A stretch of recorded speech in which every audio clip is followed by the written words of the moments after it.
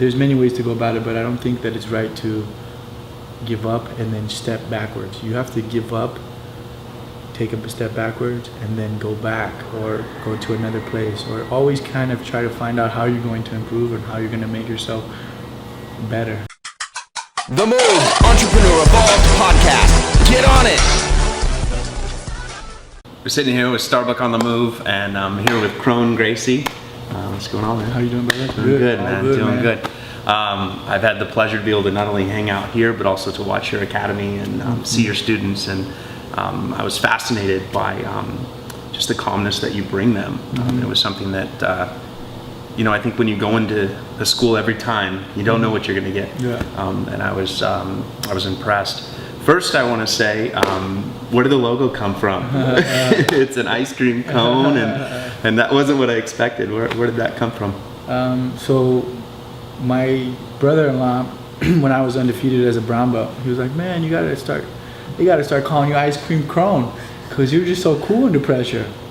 So it was kind of like a joke for a long time, and I kind of never took it seriously. And then one day I was kind of trying to think of my own logo, and I kind of was like, well, this kind of makes sense, because in life you gotta kind of stay cool under pressure, and that's kind of what my whole life's been about. So whether it's jiu-jitsu or not, life is gonna give you difficult situations, and it's gonna ask you to, it's gonna demand from you, and if you're not calm and understand how to deal with those situations, you're gonna get worked. So I kind of use that as a motivation, not only for me but for my students, to make sure that they kind of, whenever something difficult happens, they kind of stay calm, and they kind of stay Ice Cream Kron. Stay Ice Cream Kron. One thing, after just kind of getting to know you, we've been hanging out for a little bit.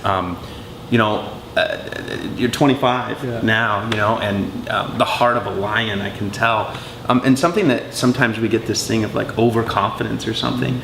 But I noticed something in you that it really is a belief system that I think you hold. And I think what I noticed is that that's probably one of the foundations of you winning, was it never giving up. What is it that you would tell people that want to maybe give up, or if they want to quit, or if that be the youth or it even be adults? I think it passes through everybody's mind, the fact of letting go and not trying hard, or giving up, or whatever it is. Maybe it gets too difficult and they kind of just give up or try something else. I think that's normal. It's normal in anything that you do, and at that moment you gotta kind of regroup and really evaluate yourself and kind of see what do I really want, and what do I really do this for. And then with that, you either go to that, you try again, or you try something else. But giving up is not an option. Whether you try something different or whether you try it again, there's many ways to go about it, but I don't think that it's right to give up and then step backwards. You have to give up, take a step backwards, and then go back or go to another place, or always kind of try to find out how you're going to improve and how you're going to make yourself better. So it's normal, man. I've had the thoughts, everybody's had the thoughts of giving up or trying or not trying, or all these mixed feelings. Those are normal. How you deal with those situations and how you take it to motivate you and take it to overcome.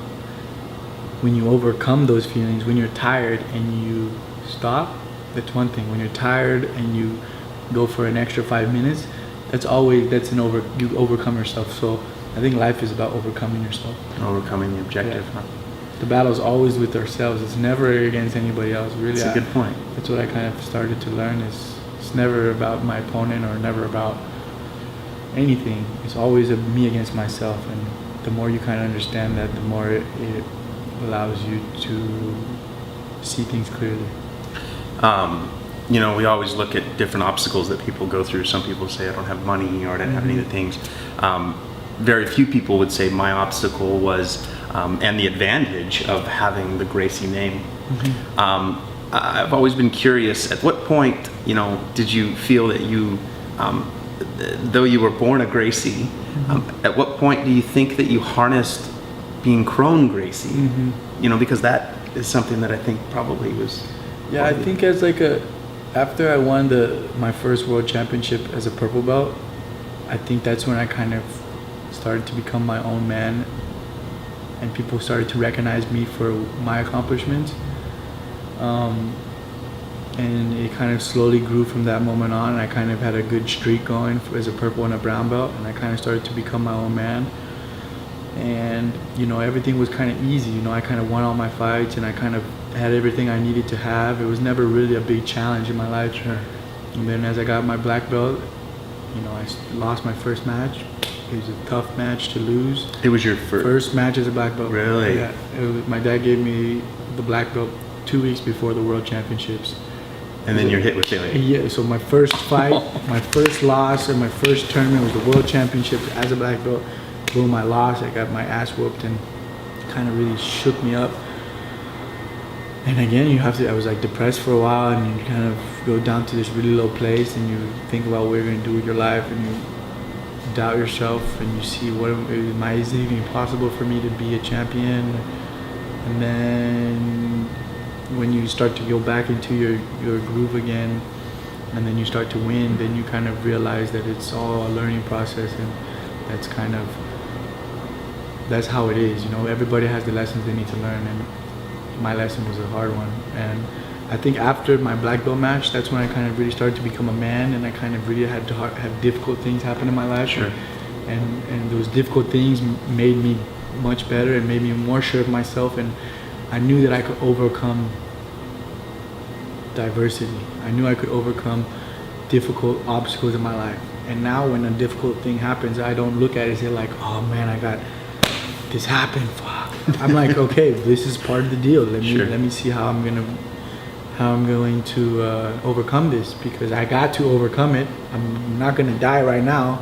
I have to live through this, so either I'm gonna overcome it or I'm gonna give up, and I'm not gonna give up. So I think that's when I kind of really started to become a man and really be sure of myself, and whatever happens, I'm kind of happy with, as long as I give it my best. Yeah, that's awesome. I don't talk about it very much, but I actually started martial arts very young, at about 7 years old. And I'd watched many of the legacies at a young age, you know what I mean? And some of the names that I could talk about that I had trained with, it was kind of funny. But as I had gotten older, I had seen the martial arts change. And I think that like MMA and all that started to come around. It seems that you're making a transition. And what is that transition?